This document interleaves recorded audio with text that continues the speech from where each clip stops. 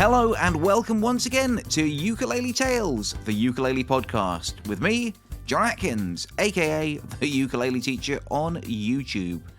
Firstly, did you hear last week's episode yet? I know I've had some really big names in the world of ukulele as guests so far, but this was huge to me. Paul Simon's bass player, Brittni Paiva. He played on Graceland, which, as I told him during the interview, was one of the albums that made up the soundtrack of my childhood. This guy played the famous bass guitar solo on You Can Call Me Al, and I got to chat to him. Seriously, for me, personally, short of getting Paul Simon on the show himself, I'm not sure things will get much bigger for me. If you haven't already, go back to your podcast player right now and put that one in your download queue. Number 9, Brittni Paiva. You won't regret it. Anyway, all that being said, I hope you guys had a fantastic week. Things are good for me, I think. Firstly, for the first time since what feels like forever, the three of us, myself, Tiffany, and our son Percy, we're all well. Yes, touch wood, we have made it through the mid-winter blues unscathed, and we're currently all enjoying fine health. And secondly, some good friends of mine, Mike and Katie, have just given birth to their first baby, a daughter, Olivia. So congratulations to them, and I can't wait to head back to Bournemouth, my hometown, at the earliest possible opportunity to visit them and meet the new Bubba. Congratulations, Mike and Katie, and welcome to you, Olivia. Who knows, perhaps when I'm in Bournemouth, I might be able to conduct a few more interviews for the podcast. I've been trying to sort out something with Alex from the Southern Ukulele Store forever, but as I said, the Atkins family have been ill for some time, even over Christmas, and things just haven't worked out. I also happen to know that Plastic Jesus are Bournemouth-based as well. This could be quite a good trip. Anyway, enough talk about the future.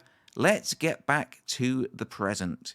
Today's guest is the wonderful Brittni Paiva, half-Portuguese, a quarter-Danish, an eighth-Japanese, and an eighth-Hawaiian. She got her start in music at the age of 4, which is exactly how old my son Percy is currently. And yes, don't worry, I do talk about him at excruciating length. Although Brittni didn't actually start to play the ukulele until the age of 11. We talk a lot about her classical music training and how she put it to work teaching herself the ukulele. And also which other famous ukulele artist she inspired to pick up the uke. We talk about her perfect pitch, which she describes as both a blessing and a curse. And we talk about her interests away from the ukulele. She produces music and creates her own EDM, which is electronic dance music for anyone else like me who is too old to know what that is without Googling it. And of course, her trademark fashion sense, including her shaved head, her earrings, and her famous tattoos, and precisely what they mean. We cover loads and loads of stuff, and it's a really fun interview, which I think you guys are going to love. I'll be back in a little while to tell you how you can help support the show. But right now, here's part 1 of my conversation with Brittni Paiva.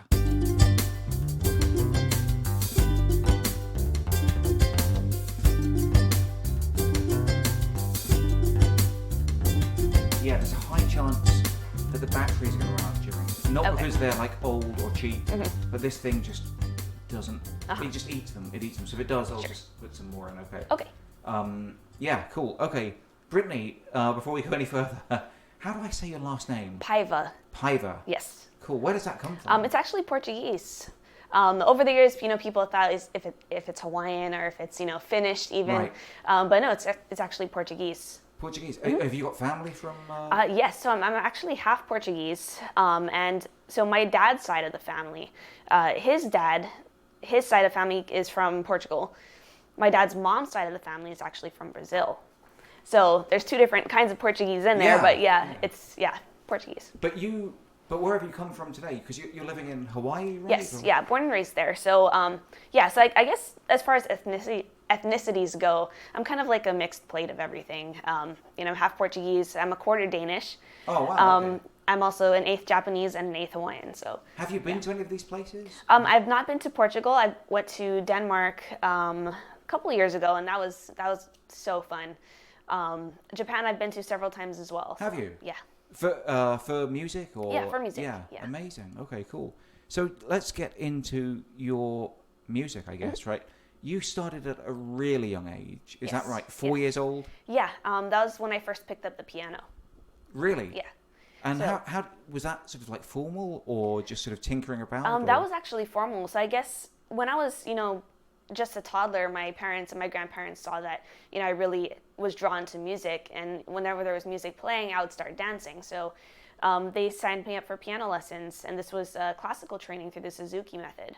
What's the Suzuki method? Suzuki method, yeah. So it's by a musical instructor, Shinichi Suzuki, out of Japan. And he created a way of being classically taught, but you can start at any age. Whereas, if you learn through the traditional method, you have to start when you learn how to read. Right, okay. Yeah, so with the Suzuki training, he starts off with, ear training. And you don't necessarily need to learn how to read, words before you can read music. Okay. So, yeah, so my training began, at the age of 4. And I continued piano lessons until I was about 11. And that was when my grandfather gave me my first ukulele, which was his mother's old kamaka from the 1950s. Yeah. And he said, "Here, Brittni, try this out and see if you like it." So I picked it up, and, from that first moment, like, I knew that was going to be my instrument of choice. Well, you would think being in Hawaii, it would have been the other way around. You'd have started off on the Right. ukulele at the age of 4 or something, and then played the piano when you got older. Mm-hmm. Yeah, So- for sure. So who taught you the ukulele? I actually took lessons from my grandfather's friend for 2 years. And then after that point, being 11 years old and, taking lessons from somebody, way older than you is not really the type of music that you want to learn, Right. being Yeah, 11 yeah. years old. Yeah. So I convinced my parents and my grandparents to let me stop taking ukulele lessons so I can just teach myself. Because I felt like I could challenge myself more, and I had the knowledge from the piano training to be able to successfully teach myself in the right way.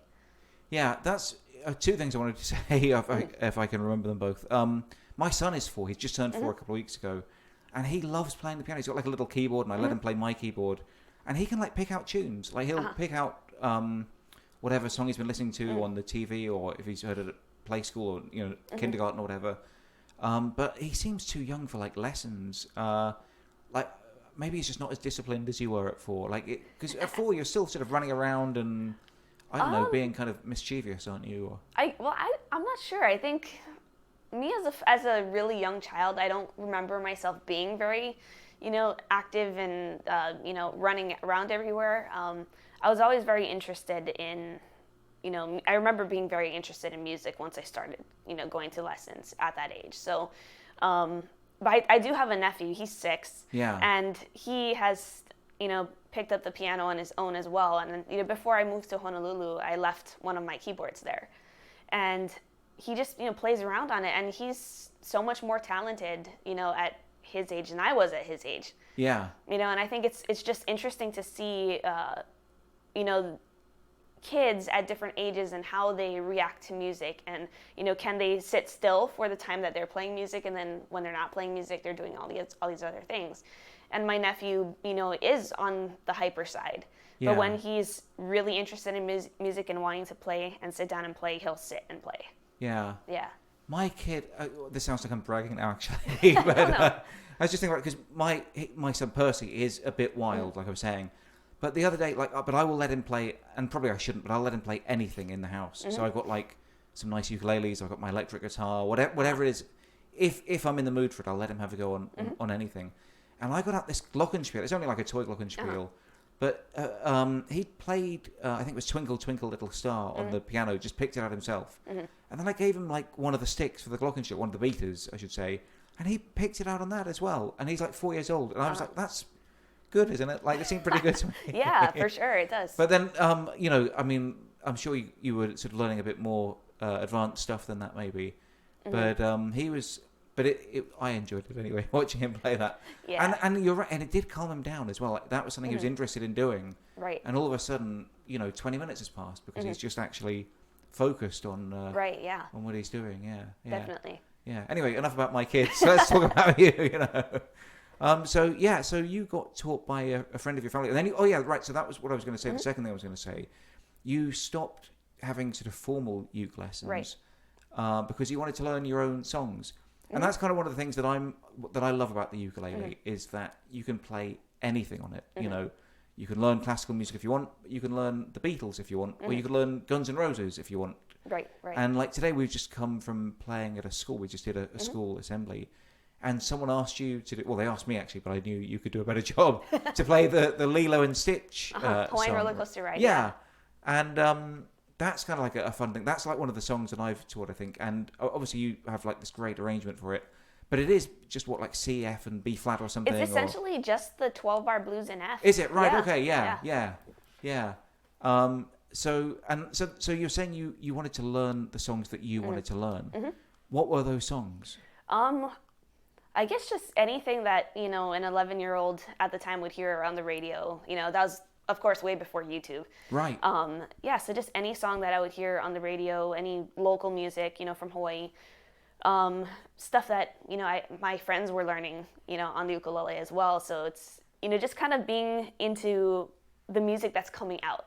Yeah. That, me as an 11-year-old wanted to learn. But so what year are we talking about? Like 2000 or something, or what? 2001. Okay, so I mean, I'm thinking like Limp Bizkit or something. I mean, what is that like? Pretty much anything like Backstreet Boys, okay. Brittni Spears, Okay.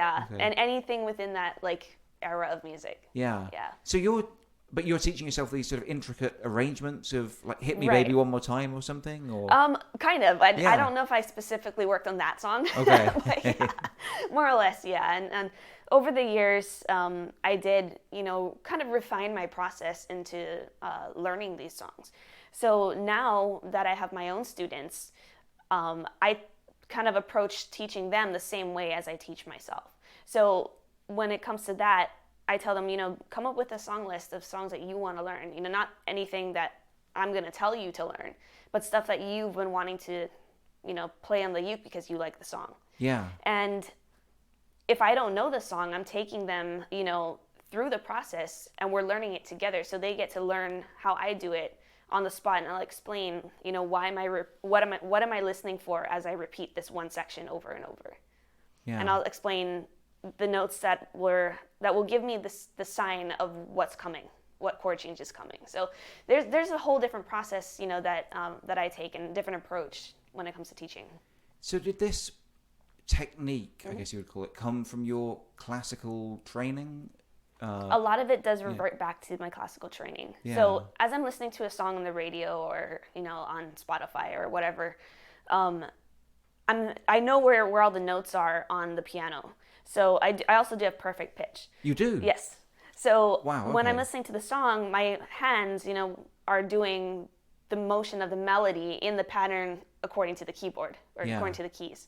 So that's how I'll memorize, melody lines, and I'll do it really quickly because of those patterns. That's a gift, isn't it? Perfect pitch. I mean, you can't learn that. It's a gift and a curse. A gift and a curse. Yeah, right. Yeah. You must hate listening to sort of like if a guitar's like slightly out of tune or something. Does that It drives me hurt nuts. you? Yeah. Yeah. It drives me crazy, and then sometimes I have to be very careful with how I say things, and something just as me as a person I'm trying to work on. So I'll try to nicely say, "Hey, let's check our tuning." Is that why you left the auditorium when I was singing this morning? No, absolutely not.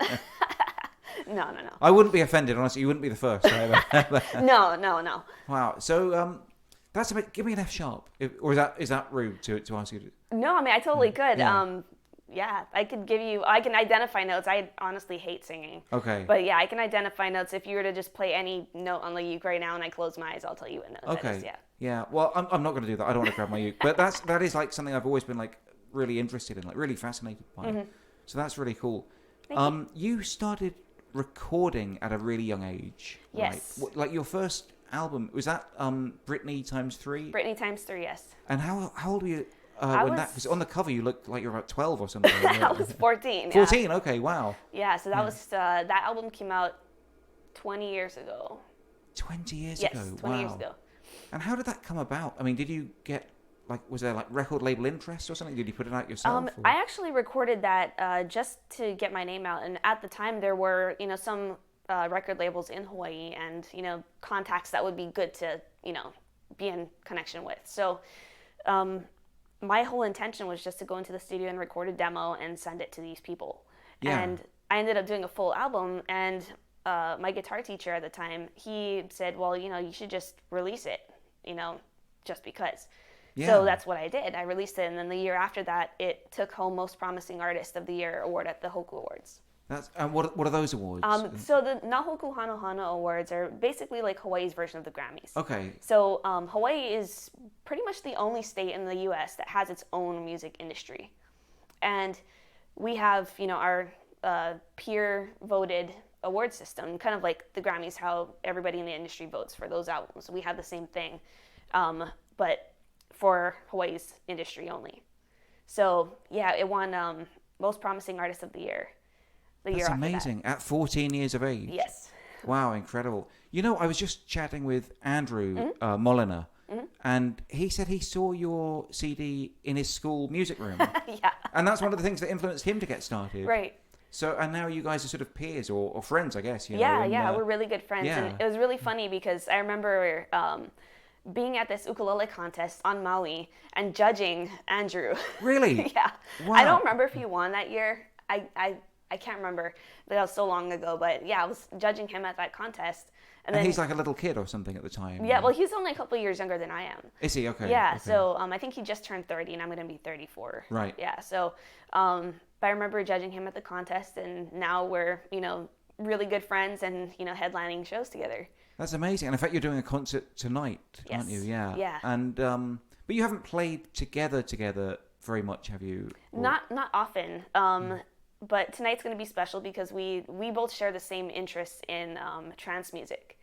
So, we're going to be trying some trance music out on the ukulele tonight. And how do you do that with like pedals and stuff? I'm guessing. Right? We could, yeah. But I actually really love making acoustic arrangements of trance music. So that's what we're going to try and do. Oh wow! Okay, yeah. You say like that's what you're going to try and do. There's only like about 3 hours until the concert. Have you not figured this out yet? We have not practiced yet. Okay. Yeah. Wow. Okay.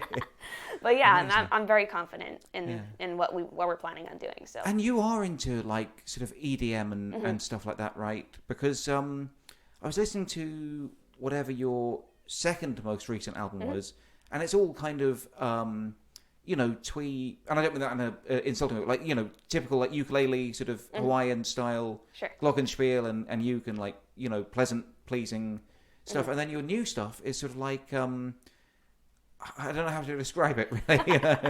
Well, the new stuff, the Black Bow project that right. I had, that features me more as a multi-instrumentalist and producer. Okay. So those songs were co-written with a friend of mine, Jasmine Crow, and so we put out a few songs and we plan on releasing the rest that we wrote. I think we penned about 13 songs together. Is there even a ukulele on those tracks? There's a few ukulele parts in them. Okay. It's not front and center. It's mostly Jasmine doing the vocals and me kind of, being the music co-writer and co-producer behind everything. So. And are you playing the bass in the videos? Bass and electric guitar. So how did that project come about? She's a friend of yours. Is that like a lockdown thing or something? No, we actually... So we've been friends for a really long time, and because she's also from the Big Island, and we were taking piano lessons from the same teacher for back when we were really young kids. So she actually invited me to be a part of one of her projects back in 2021, and after doing that project and appearing in her music video, we decided to just write a few songs together, and it turned into 13 songs. So we just decided to go ahead and release those songs. So I think it does kind of feature both of us in a different light, musically. So, yeah. And is this like a side project for you, or do you think it would be like something you'd want to do full time eventually? Well, production I actually do mostly full time these days, but the Black Bow project was just kind of like a side thing. So yeah. When you say music production, do you mean for other people as well? Yes, yeah, for other people. Like in a studio? Yeah. So I'm actually in the process of building a studio back home in Hawaii. Yeah. And but right now I do work out of my home bedroom studio, and I've done projects for some rappers. I've done a few TV film score projects. It's so much fun. Yeah, that's amazing. What do you use, like Logic or something? I used to use Logic. I use Studio One now. Okay. So it's just been like a slow accumulation while actually probably quicker in the past few months of gear and equipment, and it's been amazing. Do you have lots of plugins and things? I have a lot. Okay, I'm just getting into the world of plugins now, the murky world of plugins. Right. I feel like as soon as I've understood what one does, there's like 100 other plugins to learn about and stuff. Yes. So do you understand compression and things like that? Yeah. Yeah. Can you explain it to me a bit? Okay, so compression is kind of like, let's look at it this way. Compression and limiting. So you're kind of like, you have your waveform, and you have like, the mic is going to pick up every single loud note. So when we play quietly, the limiter kind of like makes everything a little bit louder. The compression happens when everything is loud and it's like too loud, so it's trying to make it smaller. So that's essentially how it works. When it comes to how much compression to use, that really depends on the type of sound you're going for, and you definitely don't want too much where it's going to sound choked out. Like you can tell everything is just being squeezed, because you're playing, you have too much compression and you're playing it so loud that you can hear it. Wow, okay, thanks. Yeah, I don't know why I asked you that question really, but I'm still only a little bit the wiser, I think, after that. But I appreciate like the explanation. So tell me a bit about your songwriting, because you wrote a lot of the songs on your albums, right? You've done a few covers. Yeah. But mainly your original stuff, right? Yeah, I do like to kind of have an equal amount of covers and originals. Okay. But as far as songwriting goes, there's many different processes that I have to write songs. Sometimes a melody will come out in my head, in my dreams when I'm sleeping, and I'll have to, play it on my phone's recorder, my voice memos. Yeah. So it can happen at any time, really. That's amazing. That's like Paul McCartney or something. Like yesterday, he said that came to him in a dream, right? You know the story, right? And I think for like a few days he was just calling it. Before he came up with the words, he'd call it was it scrambled eggs or orange juice? Something. I think it was scrambled eggs. So it'd be like scrambled eggs, scrambled eggs, whatever. But right. That's really cool. But so when you're writing a song like that, you come up with like a melody first, and then you build it up with like chords and different parts and things. Yeah. Typically it'll be a melody, like a really hook type of melody, and I'll just kind of grow the song based off of that. The big problem is like if I get in my head about it, if I think about it too much, then it just won't come out the way that it should. Right. So I can't. That's like a big problem that I have when I sit down to actually write music. Is I start getting overcomplicating the song.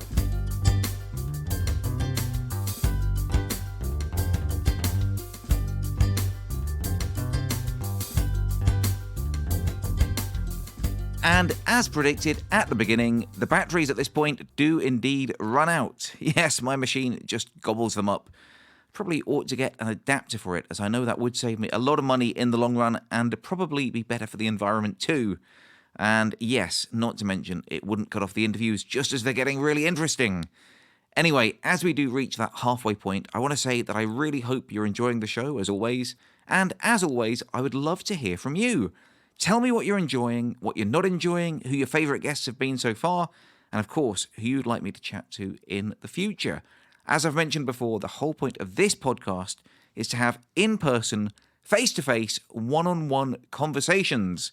No Zoom calls and no team meetings. Just me and one other person sitting in the same room, up close and personal, having a chat. And amazingly, so far, I've already managed to snag James Hill, Jake Shimabukuro, Bernadette teaches music, Bagiti Kamalo, ukulele. The list goes on. I have been incredibly fortunate with this project, so knowing that you guys enjoy it really helps motivate me to carry on doing it. So please drop me a message either on Facebook or Patreon, or you can even send me an email, uketeacher@grabyouruke.com, and I'd love to hear from you.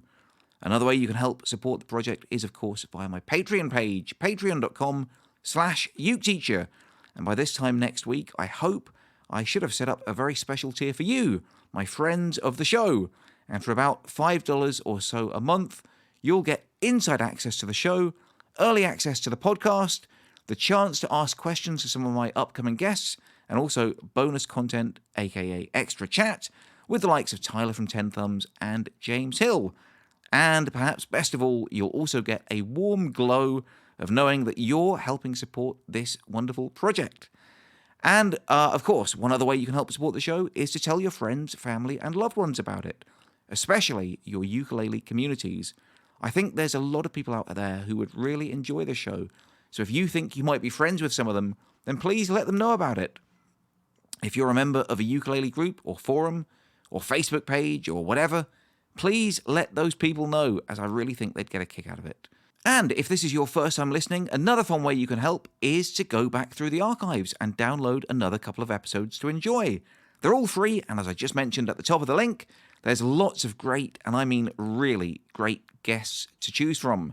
Anyway, as ever, I've waffled on for far too long, and now that I've managed to change the batteries on my recorder, I think it is time to head back to the second part of my interview with the wonderful Brittni Paiva.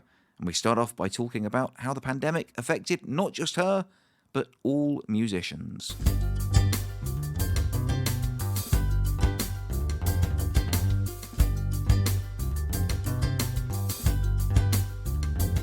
So obviously, like, the last couple of years have been a bit of a crazy for everyone with like the pandemic and everything. Did that change your touring schedule much? I mean, I don't know how much you tour as a rule, but I guess things went pretty quiet for a bit, did they? It did, and it was really scary, honestly. And I think I can speak for a lot of musicians that it kind of sent us into like a depression. Yeah. Because we needed, that's not only our income to be out there, performing, but it's also interacting with, our fans.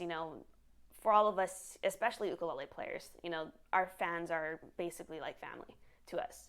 And the fact that we couldn't go out and see our family, it's like it made a lot of us really, really depressed and sad, for a while. So, so we're all just grateful we can be out here and, perform for everyone again. Yeah, and how is it? Is it coming back now? Is it sort of almost back to how it was before? Or it's pretty much back to how it was before. Good. Yeah. Good, So okay. I think the one that a lot of Hawaii-based artists were waiting for is for Japan to open. Right. Because Japan, they love the ukulele and they love Hawaiian music. So, a lot of us are waiting for Japan to open their borders so that we could go back and play. Yeah, and that hasn't happened yet. Right? That just happened. It has? Okay, Yeah, okay. Just happened. So have you got any plans to go back there? Not at the moment, but I'm working on it, so I'd love to go back to Japan. Cool. What else are you working on right now? You've got a new song coming out I soon? do have a new song coming out on Wednesday. Okay. The September 28th. Your birthday? Yes, my That's birthday. my mum's birthday as well, actually. Oh, nice. Yeah. Cool, yeah. Yeah. Well, this will probably be coming out actually in a few months' time because because I'm obviously like stockpiling the thing, so it'll be in the past by that time. Oh, right, okay. But what's the song called? It's called On a Good Day. On a Good Day. Yes, okay. so it's actually a cover of one of my favorite, my all-time favorite trance songs. It's originally done by Ocean Lab, which is John O'Grant, Pablo Silmaki, Tony McGuinness. Those three were from Above and Beyond. They're also from England. Oh, right, okay. Yeah, and then Justine Suissa, the vocalist. So the four of them together became Ocean Lab, and back in 2009 they released On a Good Day. And so I was actually really fortunate to catch one of their acoustic shows when they had the Above and Beyond acoustic tour. And they actually came to Honolulu and did a show there, and I went, and it was the most insane, life-changing shows I've ever been to. And just hearing their acoustic version of Above and Beyond, or of On a Good Day, I thought, hey, this would be really good on the ukulele. So this is my arrangement of it. Wow, okay. Yeah. And you say you've got a song coming out. What does that mean? But like in the old days, you would put out an album, and now you just put out one song at a time, or a few songs at a time. Yeah. What's going on there? What's changing? I think it's really hard to say it without sounding negative, but the world that we live in today is run by algorithms. Oh yeah, I hear you. And so we can put out an album, but because we do one album and then wait a year or two and then do another album, when the streaming services have releases every single day, you kind of need to have that constant, release every 6 to 8 weeks for you to be relevant in the algorithmic world. Yeah. No, I totally hear you about algorithms, and believe me, I can sound very negative about them because I'm a YouTuber, right? Right. And like a few years ago, I mean, the algorithm. Firstly, I don't know. I mean, I feel like no one knows the actual algorithm, Right. but it has changed over the last few years. So when I started like 11 years ago, like someone literally, I actually went to a meeting with a guy from YouTube, and he said the ideal video length is like 4.5 minutes. So my first few videos for like the first few years, they're all like 4 minutes long, 4.5 minutes long. And then they said, no, long form is the future, 30 minutes plus. You've got to make all your videos like 30 minutes. And then at first it was like, make a video when you like, then it's like once a week, then it's like every day. And I'm like, I can't make like a 30-minute video every day for the rest of my life because a computer wants me to, you know. Right. So I've sort of found like a happy compromise. I just make one video a week. And I was making like 3 or 4 at one point, but I've sort of given up. The same with Instagram, actually. I've just sort of had enough of it, right? I mean, you're on Instagram, I'm right? on Instagram, yes. And have you got like a big following on there, or? I have about 34, almost 3,500 followers, cool. and it's honestly been a grind. Yeah. And it's for me, it's never been about like how many followers can I get. You know, it's nice when people follow you and you know they're more aware of your music, but at the same time, like it's hard work. Yeah. You know, and for a musician, like we already have a very full schedule, you know, Right. every day. We have, you know, some of us teach, some of us are on the road constantly, or, you know, we're producing or doing all these different things. And then to have a full-time job of doing social media on top of that, it's very difficult, and it can be, you know, it can burn you out really quickly. Yeah. So do you make reels and things? I did a series of famous guitar intros and famous song intros on Instagram for a while, and I did one every day. Played on the ukulele? Yeah. Or, okay, yeah. So I'll just do like different intros that, you know, are popular, people know. Yeah. And I play them on the ukulele. I do, you know, full speed, and then I'd slow it down to, you know, something really slow that people can watch and, you know, learn from. But doing it every day was difficult. Yeah. Yeah, it's horrible. Like I was just sort of, and the thing for me, it's not even, at least at this stage of my career, I guess, like it's not even about like growing my audience. I just want the people who actually follow me to see what I'm doing. And I feel like they're not even being shown a lot of my stuff, you know, like I'll put out a post and then I feel like they may never see it or may see it like 3 days later or something. So I don't know, you can become a bit of a slave to the algorithms. Yeah. But then it's also how you kind of make your money, isn't it? So like you need to be seen, you need to kind of follow these things a little bit. So have you found a balance that you're happy with yet? Or? I think I'm honestly happy just doing what I'm doing now. Like when I have time to make content, then I'll make the content. Otherwise, you know, I just post Instagram stories, you know, about what I'm doing throughout the day and into my daily life as a non-musician, you know, when I'm not playing music. I think just doing that, you know, is more about quality over quantity, I think, right now. Yeah. Okay. I know. I think that's kind of my mindset as well, is that I'm just going to put out what I want. And if people see it and like it, great. If they don't, I can't beat myself up because, you know, 3 years ago I was getting this many likes and now I'm getting like a third as many likes or something. Right. But hang on, I'm sorry, this has become like a therapy session for me. No, it's good. I just suddenly realised maybe this is someone else I should be talking to about this. But but like my self-worth, it shouldn't be tied up into like how many likes or followers I get. I or whatever. completely agree. Yeah. But it can get like that, can't it? Right? It really can, and you know, we as creative people, like we do, you know, as sad as it sounds, we do need that validation. Yeah. You know, because otherwise, like, you know, we put out music and we want everyone to like it. You know, we put out videos, you know, and content, we want people to like it, and we're not getting that, you know, positive reception or lack of reception at all. Yeah, it's hard. Yeah, it's like, okay, well, I'm just going to archive this and wait till more people are on and then repost it. You know? Yeah. I've been there. Yeah. So how do you have because you're touring, you're a touring musician. So where does your fan base come from? Do they know you from My fan base is really all over. Yeah. Yeah. There's not really any one specific place. I have a lot of fans in Hawaii, a lot in South America, a lot in Europe, across the U.S. It's kind of all over. But I mean, what I mean as well is, how did they hear of you? Like where do they come from that way? Honestly, I'm not sure if I can pinpoint that. I know a lot come from YouTube as well. Do they? Okay. Yeah, a okay. lot from my older videos. And Right. people that have, found me back when I first started, are still following me today. So Right, okay. Yeah. Because I was going to say, like, that seems to be how people are discovered nowadays, like social media, whether it's YouTube or Instagram or TikTok or whatever. Yeah. Are you on TikTok at all? Or I am, and I rarely go on it. My opinions for the way the music industry is, thanks to TikTok, is kind of strong. So I try not to, try not to talk about it, or Yeah. okay, fair enough. Yeah. Okay. I mean, I'm not. I just basically accepted.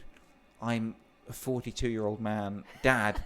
I'm not going to like learn a new dance routine every day and edit it with like 3 costume changes or whatever. I'm just not doing, like you said about already having a full-time job. Yeah. YouTube is my full-time job. I haven't got time to like learn it, and I'm okay with that. I've just made peace with the fact that platform is for the youngsters, and I am not one of the youngsters anymore. So, Sure. Yeah. So tell me about teaching, right? You do some teaching as well, or? I do, yeah. I do some teaching. All of my students are online, so I teach via Zoom. One-on-one? Yeah, one-on-one lessons, yes. Yeah. Okay. So I try to limit how many students I have just because my schedule's, pretty busy besides that. So I do dedicate about 1 or 2 days to my students, and it's great fun. Yeah, good. How long have you been teaching for? Since I was 15, so... Oh, really? Okay. Yeah, almost 20 years. Wow, okay, that's pretty good. A lot of experience then. And what sort of... Do you have like a method, like a sort of A to Z? Or do people just come and say, I'd like to learn this song or this style, or...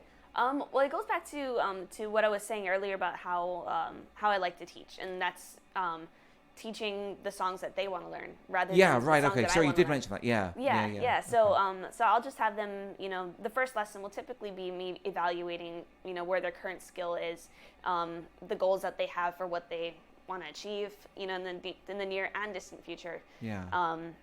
And then just kind of, going over some really basic stuff. And then by the second lesson, I'll have them write down a list of songs or make a YouTube or Spotify playlist of songs that they really like that they want to learn on the ukulele. So then I take them through my journey, on how to learn a song, just on the spot like that. And so I'm learning it with them, and they see my process, and I explain everything as we're going through the song. Right, okay, cool. So you don't take anyone from complete beginner? I have before. Oh, you have? Yeah, okay. Yeah. Okay. And what about, is there a reason why you don't do in-person teaching? It's just easier, I think, for me to roll out of bed and teach. Yeah, teach a class. I understand that. Yeah. Yeah. Yeah. And what? How's your YouTube channel going? Is that something you're sort of still doing, or? It's something that I try to do when I can, especially being that I need, my videos to be full length, full songs. So I try to do that whenever I can. Currently, I've got just under 16,000 subscribers, I think. Yeah. So, yeah. And what about tomorrow? So we're here at the Ukulele Festival at the moment, the LA Festival. And tomorrow you're doing a workshop, are you? Yes, I'm doing a workshop with Andrew Molina. And what form is that going to take? Do you know? So I think that is going to be pretty much both of us going over what it takes to perform, in person, what the differences are, like, in our processes, prior to performing, and, different warm-up things that we do, just, the life as a stage, performing on stage type of artist. Yeah. Okay. Cool. Do you do many sort of workshops at festivals? I do. Yeah. You do. Yeah. Okay. Typically, I do at least a couple workshops every festival. Oh, okay. Yeah. Okay. Is it something you enjoy doing, or? Yeah, I do. Yeah. It's great fun to watch everyone, pick up the uke and play, and I like to, hopefully make everyone's lives a little easier with little tips and tricks that can make playing, more enjoyable. Yeah. So. Hey, can I ask you about? And by the way, anything you want me to cut out, I will happily cut out. Oh, I'm good. Okay, cool. Yeah. Can I ask you about your style? Because obviously when you started, you're sort of, I don't know, a 13, 14-year-old kid, and you're very, you're just a young kid or whatever. But now you've got like the tattoos, the sort of the shaved head, the cool earrings. I'm not sure. There must be a name for them. I'm not sure what they're called. Gauges. Gauges. Yes. Okay, cool. Can you tell me a bit about your look, and does that have anything to do with your music, or is it just something you enjoy? I think it's just something I enjoy. I know when I was really young and when I first started, I obviously didn't have any tattoos. My mom was my manager at the time, and so back then, the innocent Brittni was, happening, and then life happened after that. So as far as like my tattoos, every tattoo has a meaning for me. The biggest one being the phoenix, Right, being on the that arm, yeah. I did go through a number of years of hard stuff. So the phoenix tattoo, my forearm, is kind of a big deal for me. But every tattoo I have it has a meaning. And as far as like the gauges in my ears, it's always been like a self-expression type of thing. I never wanted to go really big just because I feel like that's too big, so I'm stopping where I'm at. Okay. Yeah. But so I think that it's also pretty funny to be judged based on how I look, and then when I pick up the ukulele, it's completely opposite. Yeah. I mean, I was wondering, does your fan base do they accept you for that? But like, does some of your fan base do they come to you because of that? Like, do they like you because of your style? I think there's both. People that have been with me from the beginning, that have seen the progression of my style. They were not very accepting, in the beginning. And then there's the ones that discovered me recently that they like how I play regardless of how I look. Yeah. Yeah. Yeah. Oh, amazing. Okay, cool. Well, I think I've got to wrap it up now, if that's okay. Yeah. But let's just ask, well, firstly, how can people stay in touch with you? You can find me on Facebook, which is at Brittni Paiva Music. Instagram, I am Brittni Paiva. And also on my official website, brittnipaiva.com. Cool. And what's next to you, apart from your song coming out, which will have come out on September 28th, your birthday? Happy birthday, by the Thank way. you. What's next for you in the next few months or next year or so? Definitely more singles coming out. I'm going to be working with some other artists and producing their stuff, so I just have the best time, helping others elevate their music. Brilliant. Okay, cool. Brittni, thank you so much. Thank really you so appreciate much. it. Cheers.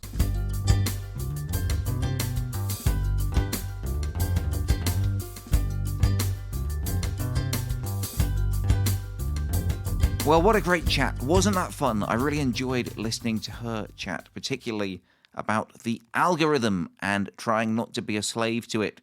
Certainly, that is a trap that I more often than not fall into, and I really need to get out of that. Also, very interesting to hear her talk about validation. I know as a creative person myself, that is something that I crave, but is it good for you? I don't know. Still, it is nice to hear from people, and when you're putting content out into the world, it's really nice to hear back. Anyway, a big thank you to Brittni for being so open and talking to me about basically everything I threw at her. I really enjoyed talking to you, and it was great hearing you talk about how you inspired Andrew Molina as well to pick up the ukulele. We'll definitely be having him on in the next few weeks, I would say. He'll definitely be on sooner or later, as I had a great chat with him at the LA International Ukulele Festival too. So be sure to subscribe so that when that episode does come out, it goes straight into your device, whatever that is, your mobile phone, your iPad, your laptop computer, I don't know. However you listen to this podcast, be sure to subscribe so that it arrives in your device the second that it comes out, which is, as I say, each and every Wednesday. Anyway, I've had a lot of fun talking to you guys today, and I can't wait to speak to you again next week. I hope you've enjoyed the show, and until next time, I love you all, and I wish you the best.